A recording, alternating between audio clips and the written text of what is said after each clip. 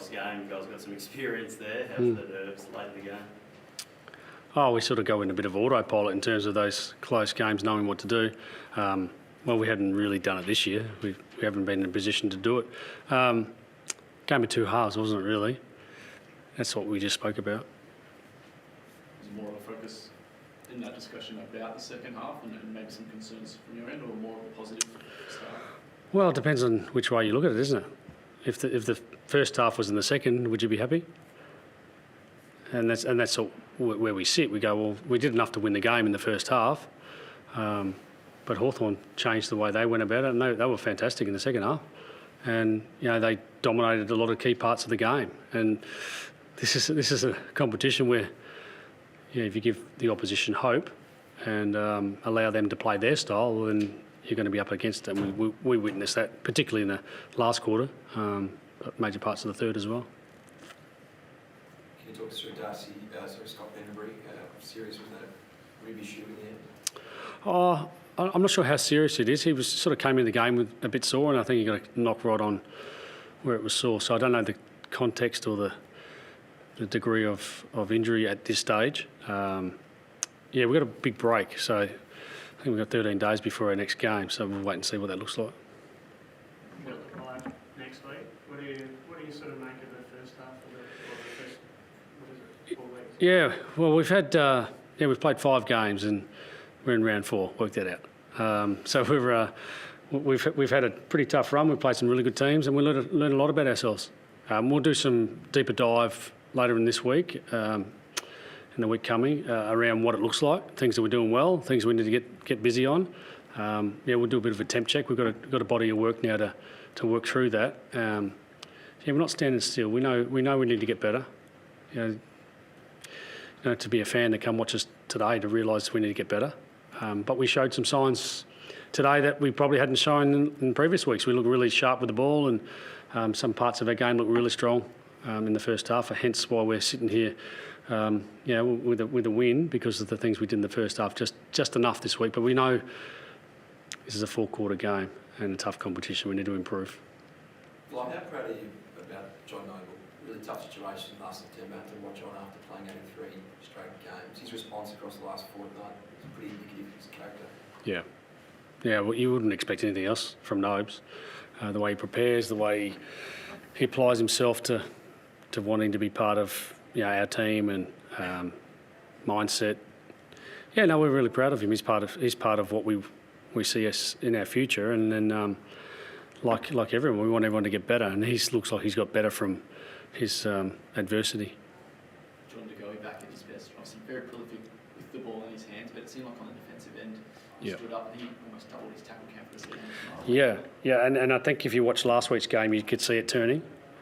He's had an incredible pre-season. Like I've never seen a guy, or never seen him prepare like he has. So he's fit enough, and then it's just a matter of being able to apply that. Last week I thought he was one of the catalysts for the reasons why we started getting our game going, and tonight he continued on that and got a bit more reward. Any concerns with Darcy Cameron? He came off the ground late after being hit in the head. Not that I'm aware of. No, I think it was. No, again, I haven't had a medical update yet, but at this stage, I didn't think there's any concern. As you see the Maynard Ginnivan battle, I think I saw you crack a few smiles on the side. Yeah. We. You could probably write the script on that one well and truly before the game tonight. In fact, he got a high free kick and a goal was always going to happen, wasn't it? No, we got great love and respect for Guinea. I'm not sure if we play him again, so we wish him the best for the rest of the year. Still in negative territory, wins and losses, but do you feel like you've righted the ship to a certain extent over the past fortnight? Yeah, no doubt. No doubt. I think we've found more of the version of us that we want to be. Important. Winning's important in this competition, particularly. Like I said, we've played 5 games, so you got to get the thing moving. 14 games is our marker to qualify. That's all. We've got an eye on the prize on that. And until we get there, there's no point thinking anything more. So we're process-driven towards that. We've got 2 wins, critical wins in the last fortnight, and a better version of us. Understanding also, we've got a lot of work to do. That contest stuff you spoke about before the game, do you feel like you went some way to addressing that? Well, I think there's major parts of a game when we're up and running, our pressure looked elite again. You know, we had 70 plus tackles. You know, I think it might have been 20 more than the opposition. Those things matter to us, but it can't be just all that. It has to be, you know, a sum of all parts. You know, how we move the ball, how do we defend the ground, you know, how do we look at stoppage, how organised we are. Yeah, we've taken a step forward. Plenty more to come. Blake Hardwick was pretty good in that second half. What's going on in your mind when he's dominating? Is there any moves you can do to try to stop him? Little things. It's little things. You watch behind the goals, it's just reaction time, or it's starting position. We've got two defenders back and he's behind him. You know, why can't one just sort of turn his head and, you know, have better awareness? They're little things. He's a very good player, and I was lucky enough to coach him for 12 months. He's a ripping guy. So hope he kicks 4 goals again, just not against us. So you managed still side one in Brisbane and the sub today. Do you expect him to come back in the 22 post pile? Yeah, I think so. Yeah, that's still an important player for us. Tonight we had Paddy playing his 100th game, so we want to make sure we appreciate that. And we'd like to think Steele's got his best foot. He's still in front of him.